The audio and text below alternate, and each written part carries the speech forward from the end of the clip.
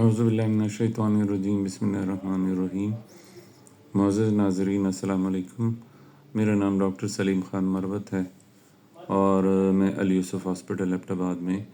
ذہنی اور نفسیاتی امراض کے شکار مریضوں کا علاج کرتا ہوں۔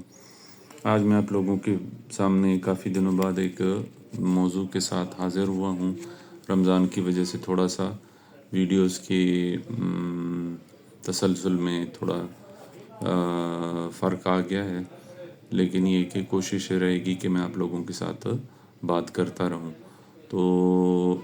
ہم ان 5 علامات کا ذکر کریں گے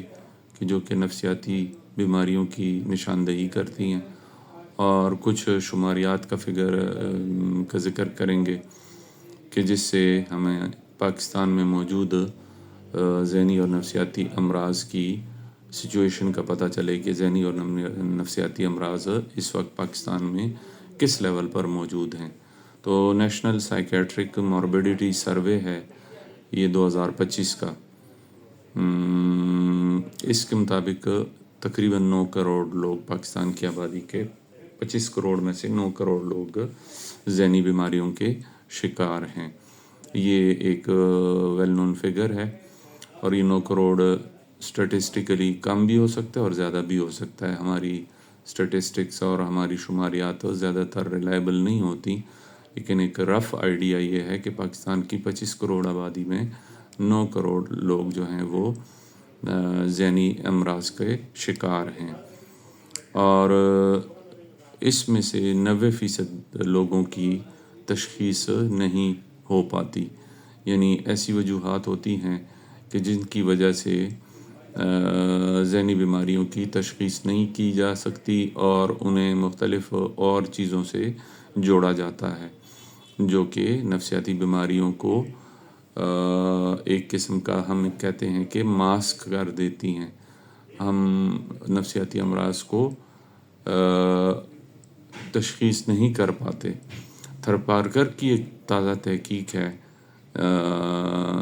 اس اسٹڈی کے مطابق 53% لوگ جو ہیں وہ دماغی صحت کے بارے میں علم ہی نہیں رکھتے۔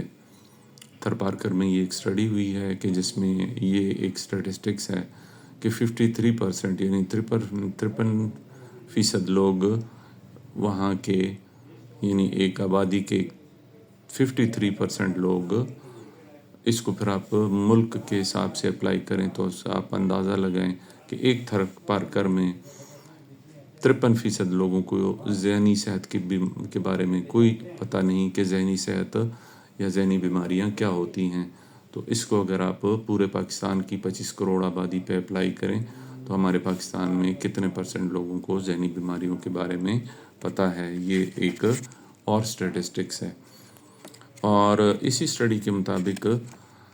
37.57% لوگ نفسیاتی امراض کو گناہوں کا نتیجہ سمجھتے ہیں۔ میں نے اوپر بات کی کہ 90% بیماریوں کو، ذہنی بیماریوں کو کی تشخیص نہیں ہو پاتی کسی نہ کسی وجہ سے، مختلف وجوہات کی بنا پر ان کی تشخیص نہیں ہو پاتی۔ تو اس تھرپارکر کی تحقیق کے مطابق 37.57% لوگ نفسیاتی بیماریوں کو گناہوں کا نتیجہ سمجھتے ہیں کہ ہم نے فلاں گناہ کیا ہے، فلاں گناہ کیا ہے، اس کی وجہ سے ہم پہ یہ عذاب نازل ہوا ہے اور ہمیں یہ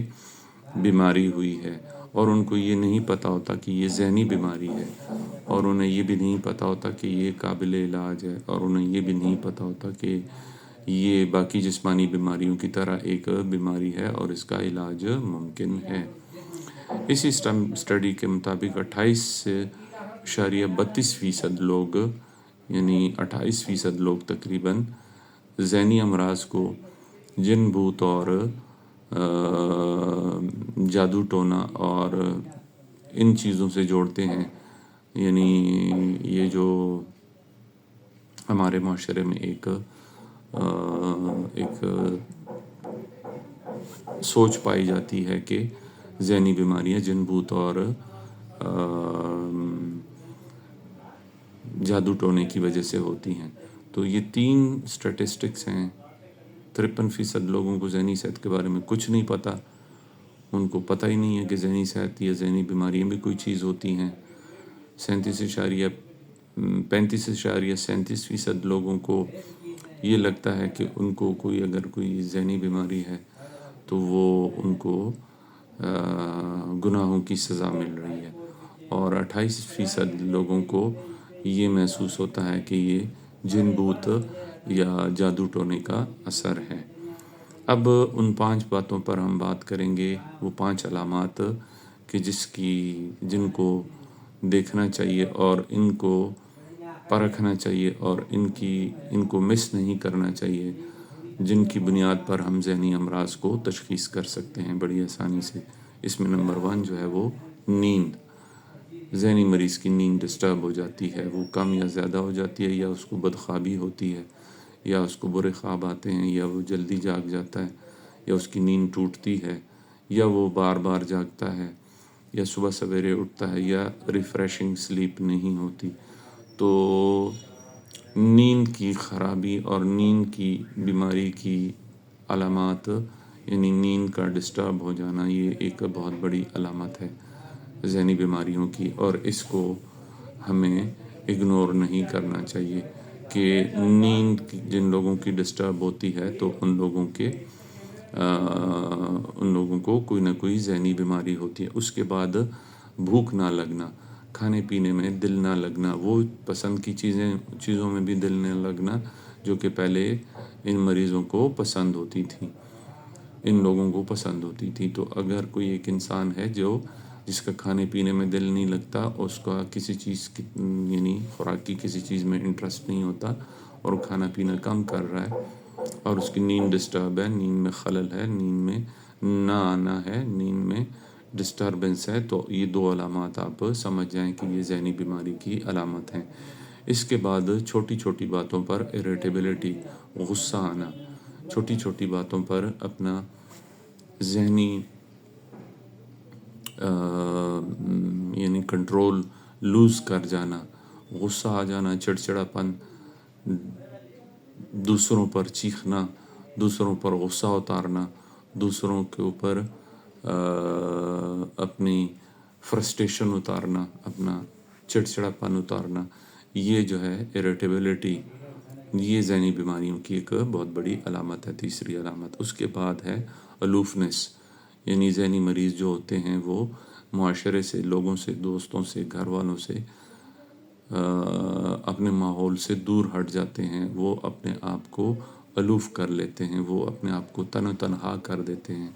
وہ اکیلے رہ جاتے ہیں، وہ معاشرے میں لوگوں کے ساتھ گلنا ملنا، اپنے دوستوں رشتہ داروں کے ساتھ گلنا ملنا چھوڑ دیتے ہیں۔ ان کو اچھا نہیں لگتا کسی کے پاس بیٹھنا یا کسی کے ساتھ بات کرنا۔ تو الوفنس یعنی اکیلا پن، یعنی معاشرے سے، سوسائٹی سے دوری کا اختیار کرنا، یہ جو ہے یہ ایک ذہنی بیماری کی ایک بہت بڑی علامت ہے۔ اس کے بعد ہے لیک آف انٹرسٹ۔ ہر وہ چیز جس میں مریض کو پہلے انٹرسٹ تھا، کام میں انٹرسٹ تھا، لوگوں سے ملنے ملانے میں انٹرسٹ تھا، اپنے پسند کے ڈرامے دیکھنا، پسند کی چیزیں کھانا، پسند کی جگہوں پہ جانا، پسند کے لوگوں سے ملنا، پسند کے کپڑے پہننا، وہ ساری چیزیں جن سے ان کو خوشی ہوتی تھی وہ چھوڑ دیتے ہیں۔ تو یہ 5 علامات جو ہیں، نمبر 1 نیند کا ڈسٹرب ہونا، بھوک کا نہ لگنا، غصہ آنا، اس کے بعد